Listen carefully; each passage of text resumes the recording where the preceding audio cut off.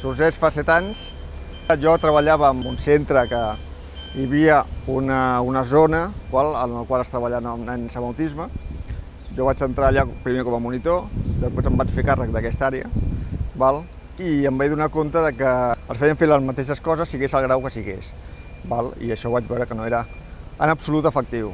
Donant-li voltes i mirant diferents estudis, vaig donar compte de que els robots són molt efectius per treballar amb nens amb autisme. Vaig estar mirant, vam estar provant, vam captar diversos robots, els vam portar a casa, vam estar-los provant, alguns els van descartar, altres no, i un dels que es vam quedar va ser el dinosaure. El dinosaure ens vam quedar per una cosa molt concreta. Primer, per la seva forma recorda una mica un gos, i els seus moviments també. És un robot al qual li pots integrar la informació que tu vols i és fàcil de programar. Què fem? Primer, concretem amb el nen que volem treballar. Un cop tenim l'entrevista amb els pares, coneixem el nen, etc., i busquem els objectius als quals volem arribar. Li posem unes frases, li posem unes veus, li posem cançons, li posem que balli, segons el que anem a treballar.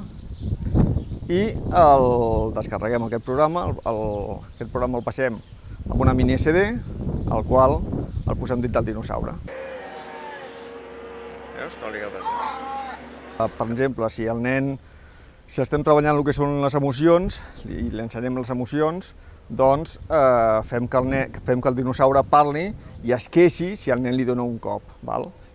Els nens que hem estat treballant, que hem fet a l'estudi, ha sigut amb 30 nens, amb diferents escoles, diferents centres, tant d'aquí de Capellades com de Barcelona, un, d'Ispiera també, a Piera. I han sigut 30 nens amb diferents edats des de 2 anys a 22 anys. Per posar un exemple, hi ha nens que agafen una pilota i la comencen a botar i s'obsessionen. I això no té res perquè no hi ha una relació triàdica i això és el que buscàvem dintre de l'estudi.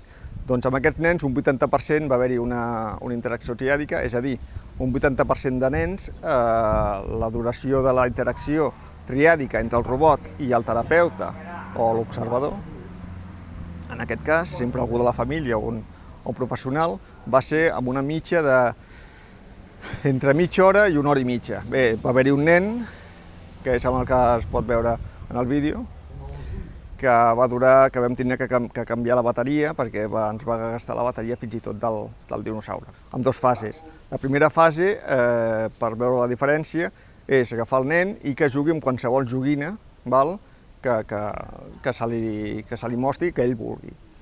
En aquest cas, en el cas del Genís, que és el del vídeo, es pot veure que està jugant amb un puzzle i es veu observant el puzzle i sense cap tipus d'interacció amb els altres, sinó obsessionat amb el puzzle.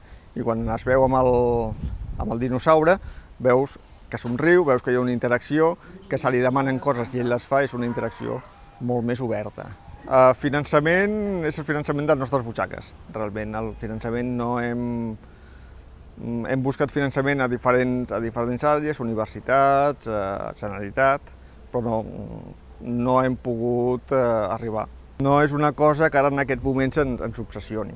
El que nosaltres volem en aquests moments és que ja acabat aquest estudi, donar a conèixer aquest estudi, perquè la gent es doni compte que no fa falta gastar-se molts diners, no fa falta gastar-se 9.000, 10.000 o 20.000 euros en un robot, quan amb robots socials molt més senzills, doncs pots arribar al mateix punt que amb robots molt més difícils de concretar.